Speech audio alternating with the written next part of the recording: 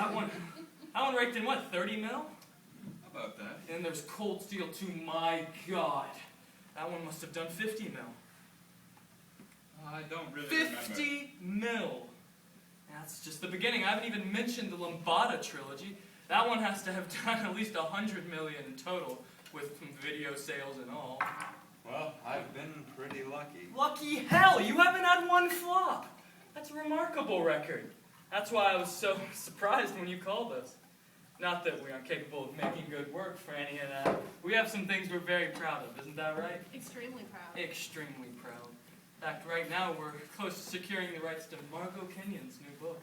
Margot Kenyon? That's right. You know, we have a meeting with her agent on Monday. Disney wants it too, but I don't think it's Disney style. Disney doesn't do sex well. Dogs and cats traversing continents, they do great, but sex, I don't think so. Well, I hope it works out for you. Thank you. You know, we're making a name for ourselves out there. In fact, just the other day, a local news station featured us in a piece. What did they call us, Fran? A couple of plucky producers. Plucky producers. And there's a schlocky piece, but it gets our name out there, right? That's right, that's very important. So, Bobby, tell me, why come up here to Canada? Well, I mean, a man of your immense talent must have producers in the States begging for you to pitch a movie to them. well, Gordon, can I call you Gordon? Call me whatever you like. Call me Ishmael, for God's sake. Well, Gordon, the truth is, I don't like what's happening down there right now. It seems that all they care about these days is how much money the movie will make. Bastards, I hate it. That's such a shame. You see, the problem is they lack vision. Hey, we've got vision. Hell, Superman doesn't have as much vision. Well, see, that's what I was hoping. Excuse me, I know this may be a bit inappropriate, but the buzz around the industry is that, well, you've run out of ideas. You're right. That's very inappropriate. No, let her talk, please. Please go on, Francine. Well, I know you haven't made a movie in almost 4 years now, and, well, I was asking around, and the talk is that, well, the idea, well, has dried up. I'm sorry, but that's just what I hear. No, don't be sorry, I've heard the talk too. But no, that's not why I haven't made a movie in so long. Of course it's not. The problem is I just haven't been able to find any producers that I have faith in. That's all it is. It seems that nobody cares about the quality of the product anymore. You know, it sickens me to hear that, Bobby. Sickens me. I mean, you're a giant in the industry. You should be given carte blanche to make any movie you want, quality or not. Well, I appreciate that, Gordon. It's true. So the idea, well, isn't dry? No? Line? It's okay, Greg. It's okay, Gordon. Francine has every right to ask these questions. I mean, if all goes to plan, you two are going to be sinking quite a bit of money into this thing. And I won't lie to you, I don't make cheap movies. And we don't want you to. Well, we do have budgets we have to adhere to, Gordon. We don't want to start throwing our money into a bottomless pit. Could you excuse us, Bobby? What are you doing? What? What are you doing? Nothing! Are you trying to ruin this for us? I'm voicing legitimate concerns. Legitimate concerns. We don't want to lose money, do we? This is Bobby Holland, for God's sake. We could make Hamlet starring Don Knotts, and we wouldn't make money. So can you be a little less strident, shall we? And a little more accommodating. What happened to not fucking up? What happened to not being rude? What happened to being different? What happened to being courteous? Fine. We're on the same page? Whatever you say. Same page? Same age. Thank you. Sorry about that, Bobby. Just a little producer's tete-a-tete. So, tell me about that movie idea you wanted to pitch to us. Well, Gordon, Francine, it's something I'm very excited about, very excited. Mind you, it's not death of a salesman. What is? But it has substance and it has meaning, and I think I can get Charlie Sheen.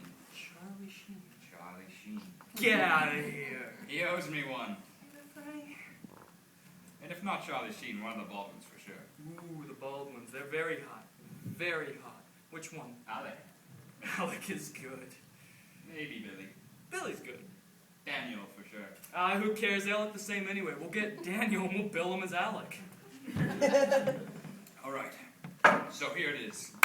Let's start from the opening shot. Opening shot. It's an aerial view of nothing but trees. Tree. Now as we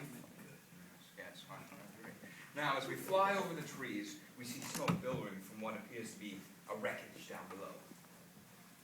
Now we move in closer, zooming in through the building. Smoke, zooming, smoke flying past, zooming, wondering what we're going to find, wondering, zooming, wondering, and then finally we see it! It's the wreckage of a small plane. Bang! Opening credits. I might need a minute to catch my breath. So there's only one survivor of this plane crash, and it's a small boy, maybe 1, 2 years old. And as it turns out, his parents have both perished. We find out when we see their wedding pictures smoldering in the ruins. How do we know they're dead from the picture? Through symbolism, the picture bursts into flames. Like that map at the beginning of Bonanza. Right. Now this child is all alone, and there isn't a human being within a... Alright. It turns out the plane crashed on an escarpment in the jungles of Africa. An escarpment? Yes. In Africa. Right. And there isn't a human being within a 100-mile radius. How does this kid survive? Now here's where it takes a little bit of a crazy turn. Twist. I like it. Twists are very big these days. Now you're going to have to be very open-minded here. I'm open. You're open. 24 hours a day, I never close. Alright. Here it is. The boy is raised by apes. Apes? Apes. I can see that. The apes treat him like one of their own. Exactly. Isn't this like... Okay. Francine, would you let the man talk? So, this boy grows up amongst... so this boy is raised by a colony of apes in the jungle, not even knowing that an outside world exists. Doesn't this sound like... Francine, the man is talking. Line? Is that right? Hasn't he got a name? Has he got a name? What do we call this? Sure, he's got a name. Trevor. Trevor. Trevor. Is this his real name? How does he get it? Well, of course it's not his real name. How would the apes know it's his real name? He was too young to tell them, right? No, wait a minute. How does he get this name? Well, that's the irony, you see. Trevor is actually his father's name. The apes find his father's passport and they think it's the kid's. So, Trevor, the apes find the name Trevor on the father's passport. Right. No, wait a minute. No, please, I don't want to lose my train of thought. Seeing the man speaking. So, Trevor grows up amongst the apes, and he becomes sort of a lord of the jungle, a master, if you will, of all the animals, and he communicates to them through a series of sounds. Not words, really, but just sounds that he makes up. Okay. Here's where I'm starting to get a little bit concerned. This is starting to sound a little... I don't want to be a naysayer.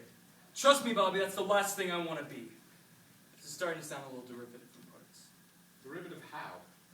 You know, that Rex Harrison, Dr. Doolittle, talking to animals thing. No, not at all. You don't think so? No, Doolittle was talking to fake animals, two-headed llamas. Trevor talks to real animals, lions, elephants. Okay. This is real. This is very real. Believe me, I'm just playing devil's advocate. Gordon, doesn't this sound like... Francine, would you let the man get a word in edgewise? So, Trevor grows up, where was I? So, Trevor grows up. Oh no, wait. So, Trevor becomes a close animal with these friends. A close animal with his friends? Oh, dear. So, animal... No, not either. So, Trevor grows up. No, that's not right either. So, Trevor becomes a true friend to these animals, and pretty soon, he does tasks like help them out of the quicksand and boost them up to a higher branch so they can eat. But he develops a more passionate, more meaningful relationship with one animal in particular. Let me guess, a chimpanzee? No, it's not a chimpanzee. Of course it's not a chimpanzee. It's been done to death. You remember Zippy? Huh? Zippy the chimp. Gordon, can't you see? Man talk. So, it's an orangutan. You're kidding me. No, no, it's an orangutan. How didn't I think of that? That's brilliant. Now we come to the love interest. I hope that's not an orangutan too. No, it's I don't know, like, the Canadian audience isn't very open to that kind of thing. Maybe we're not worldly. I don't know. Well, no, it's not an orangutan. It's an anthropologist named Gene who crash lands on the inside. That's it. What? That's it. Is there a problem, Francine? I'll say there's a problem. Big problem. I'm gonna have to side with Francine on this one. Well, it's about time. I mean, 2 plane crashes on the same escarpment? That's just a bit too much of a coincidence for me. Well, we're talking about a 20-year gap here between the first and the second one. 20-year gap? 20 years. Oh, okay, that's fine. You didn't think one happened right after the other, did you? I don't know what I was thinking. There's a gap then. 20 years. Okay, I didn't know. That's fine then. Oh, there is a gap. I didn't know there was a gap. Gordon, Yes? is that your only concern? Well, I was kind of wondering, with all the trees and stuff, where we'd film it. I guess we could do the interior of BC. Does Charlie Sheen travel well? Gordon! What? Haven't you noticed? Noticed The what? story, it's Tarzan. What? It's Tarzan the ape man? Tarzan. Yes. The escarpment, the jungle, the apes, it's Tarzan. Francine, the boy's name is Trevor. How can it be Tarzan when the boy's name is Trevor? It's the same story. It's Tarzan. Actually, Francine, this movie has nothing to do with the jungle. But you just said it was set in the jungle? Yes, but the jungle is merely a metaphor for North America's inner cities. And the boy represents inner city youth and the insurmountable odds they face as they try to struggle to survive in a modern cesspool. The orangutan? Now does that sound like Tarzan to you? It's the same story. It's Tarzan. You know, this is Bobby Holland. He is an American filmmaking genius. He is gifted. Bobby Holland does not steal movies. I'm sorry you have to hear this, Bobby. Quite all right, Gordon. But it is Tarzan. To imply even for a moment that he would steal someone's movie, especially something as time-worn as Tarzan, well, that's more than I can abide. It is Tarzan. Tarzan and Jane? Trevor and Jean? Bobby, could you excuse us for a moment? Could you take a step out? Oh, certainly, yes. Francine and I are just going to talk for a moment here. No problem at all. Help shove some coffee out there. It's amaretto almond. I completely understand. Take all the time. Gordon, what is wrong with you? You know bloody well that this story is Tarzan. I know nothing of the sort. Gordon, Look, Francine, I don't have many shots left. but the story is Tarzan. I don't have many shots left. But it is Tarzan. Look, all I've ever wanted to do is be a hit in this business, okay? Ever since I was young and I saw Gary Cooper up on that big screen, I wanted to make a movie that had millions of people coming to see it. And Bobby Holland may be my only chance to do that. Well, fine, but I hope. Why? But Gordon, it's Tarzan. But Gordon, it's Tarzan. I don't want to hear that. I don't want to hear that it's saying Tarzan or anything else. All I know is that is Bobby Holland. And that is all I need to know. Well, fine, I can't go along with you on this one. Francine, we're partners. I'd like to have you there. We're still partners. Not on this one, I'm afraid I can't. What about that meeting with the agent on Monday? I'll be there for that, but I hope you reconsider about this one. I'm sorry. I can't.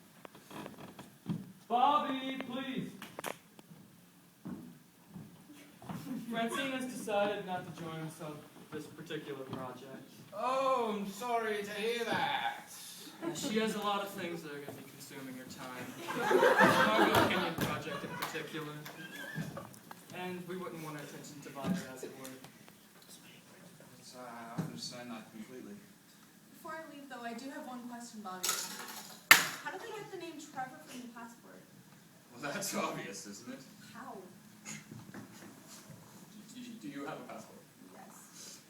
name on it. Yes.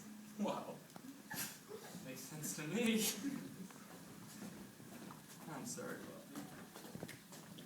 She's usually so open to new ideas. People change, Gordon. It's this business. Damn shame. It's sad. Now go on with your story. Oh, did I mention swinging on the jungle vine? I don't think so. Well, Trevor, he swings on these jungle vines. Oh, that's marvelous. That's simply marvelous. We need a stunt double for Charlie Sheen. Oh, yes. And he also wrestles with alligators, like so.